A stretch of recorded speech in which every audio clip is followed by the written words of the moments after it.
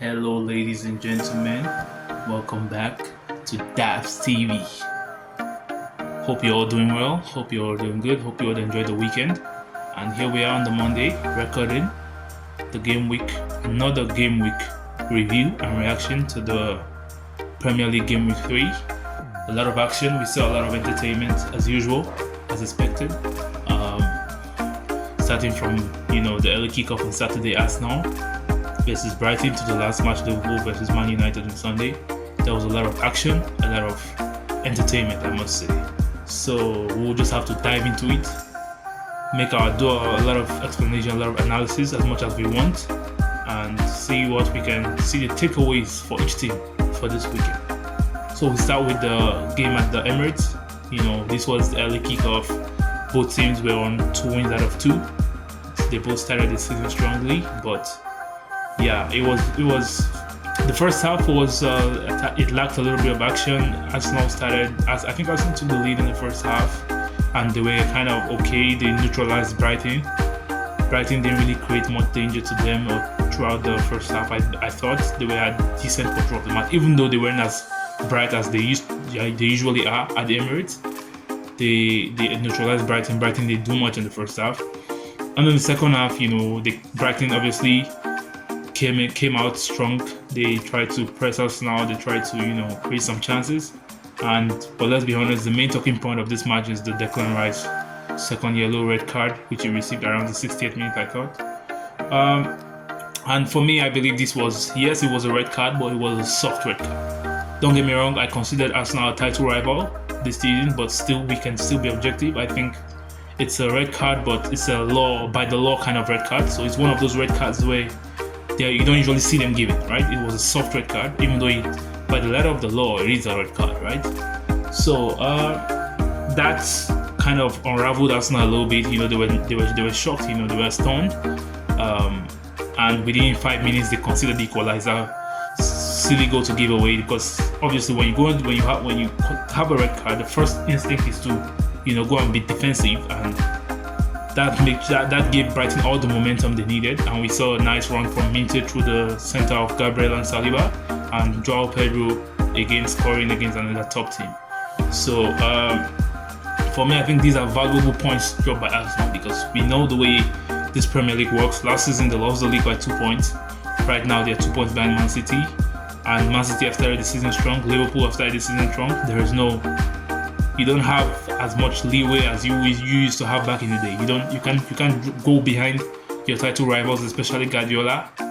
You can't go too far behind too early. It could leave you behind quickly. So and Arsenal, their fixtures coming up very tough. They have, after the international break, they have Tottenham away. Then they have Man City at the Etihad as well. So we could see a situation where Arsenal could be out of this very quickly if they don't step up their game.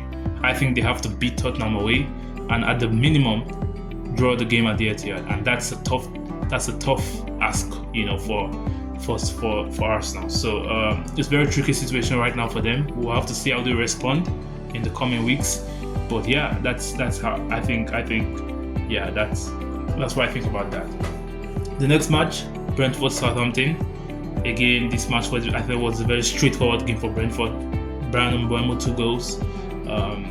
Brentford are, as usual, a solid team, strong team defensively, cultured, disciplined, and they made light work of Southampton in the end. And I think Brentford are usually where you would expect them to be, mid-table, 10th, 11th position, and they've started the season quite well. 2 wins out of 4. Lost to Liverpool, of course, and I think they are doing all right so far.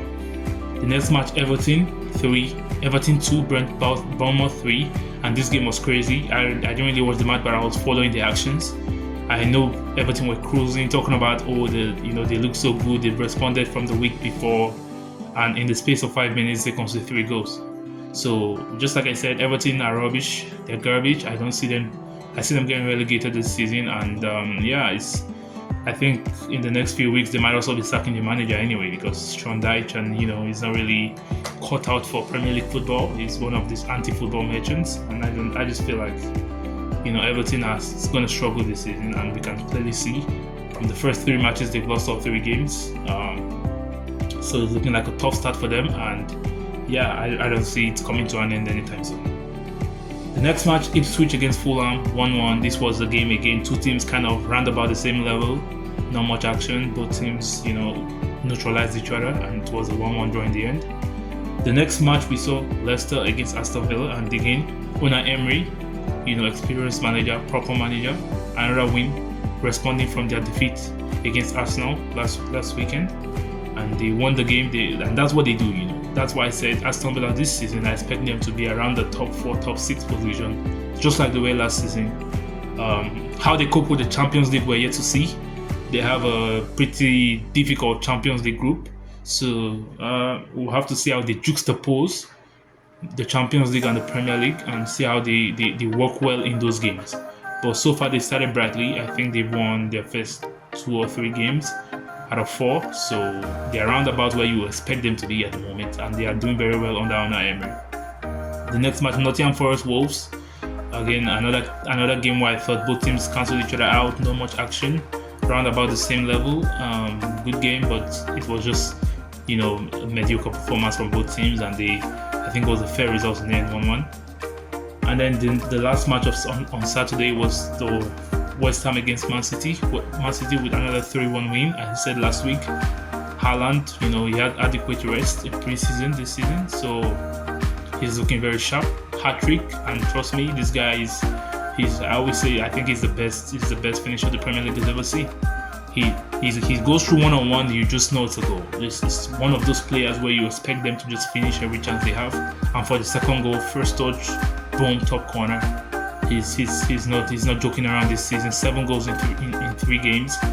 You know what time it is already, and I just fear for many of this opposition because he's constantly improving. Last season they said he had a bad season. He still scored 27 league goals. If scoring 27 league goals is your bad season, you should know what you're in for this season. Like, Haaland is not joking around. Top scorer, 3-1, another easy win for Pep.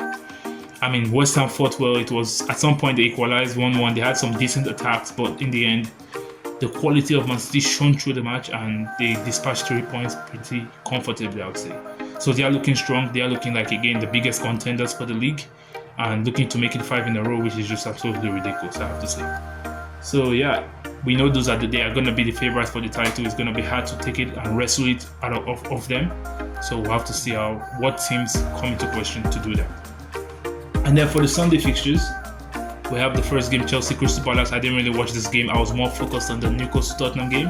But from what I saw in the highlights, it was Chelsea just not converting the chances, as we've said. Of course, they failed into bringing the striker in the window. They bought a lot of similar players, Jadon Sancho, Neto, Joao Felix, players of the same kind of attributes, but they still do not have the ruthless finisher in the team, and I think that might cost them in the long run, but we'll have to see. 1-1 against Crystal Palace, good goal from Eze, and Crystal Palace took their chances, the few chances they got, and yeah, we saw a draw in this game. And Chelsea, even though I predict them to be alright as well in the top 6, in the top 6 is where I predict them to finish. We'll have to see. So far, they've not started the best. They've had only 1 win, I think. So we'll have to see how they perform in the upcoming games. Newcastle Tottenham, this game I watched very well because I'm trying to see how well Tottenham can do this season, because they have a good manager in Ange. A manager, I think he has the right ideology and philosophy for football, but he just lacks the players. And Tottenham's attack, I just think is so mediocre. I think it's average, and again, that cost them in this match. They have all the possession in the right areas of the pitch, but not enough quality attackers to convert those chances and those possession into something meaningful, into a goal. And on the other hand, you have Alexander Isak, who is a gunman. 1 chance, 1 goal. That was basically the only chance he had in the game, and he finished it easily. And that's the difference with having a quality attacker versus not having one. So Tottenham loses all 3 points there. Their next match against Arsenal, not London Derby. They would have to bounce back, have to raise their level and raise their performance, or else they could be, in some trouble very early on. And the final match of the weekend, Liverpool against Man United, the cracker, the biggest game in English football. So Liverpool, we dispatched of Man United 3-0. I predicted before that United could be at the receiving end of something nasty, because obviously they had lost from Brighton. Their fans were, all giddy, talking about how Liverpool are not settled and nobody knows what to expect. I think after this performance, people know what to expect right now, because to be dispatched and disposed of 3-0 at Old Trafford, trust me, that was light work. We saw after the game the players saying it could have been 5, it could have been 6. Man United just looked very weak, in my opinion, very flaccid. We ran through their defense easily. They highline, they started brightly, they passed the ball around, obviously, tried to take advantage of the home that they're playing at home. But after we settled into the game, we saw the first goal. Trent Alexander-Arnold ruled out for offside because Salah touched the ball, rightfully so. But what I liked in this match is that the players didn't let that get to them. You score a goal, oh my god, how is this not a goal? But they stepped on the gas, continued to pressure Man United, and we saw a brilliant recovery from Gravenberch on Casemiro, and we saw the brilliant cross from Salah, and then Diaz puts it in the back of the net. And for the second goal, similar action. Casemiro loses the ball in the midfield. Salah passes to Diaz, it finishes nicely into the bottom right corner. So I think overall we've started very well. We've done our job. We've 3 clean sheets out of 3, 3 wins out of 3, no goals conceded, 10 goals or 7 goals scored. So the new manager has settled in correctly. He has settled in rightly. We've seen the Champions League draw. We have some tough draws. Real Madrid, at Anfield in November, and again we have Man City again in November. So it's Real Madrid on Wednesday, Man City on Sunday. So there's still some tough games coming ahead, but we've started brightly. We're looking good, and we'll have to see how well Liverpool can do this season and how close we can come to Man City, or even leapfrog them to the title. We'll have to see that in the coming weeks. But so far so good.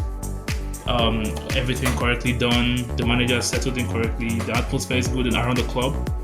The new signing KSI is about to come in next after the international break against Nottingham Forest. We'll have to see how well he fits in.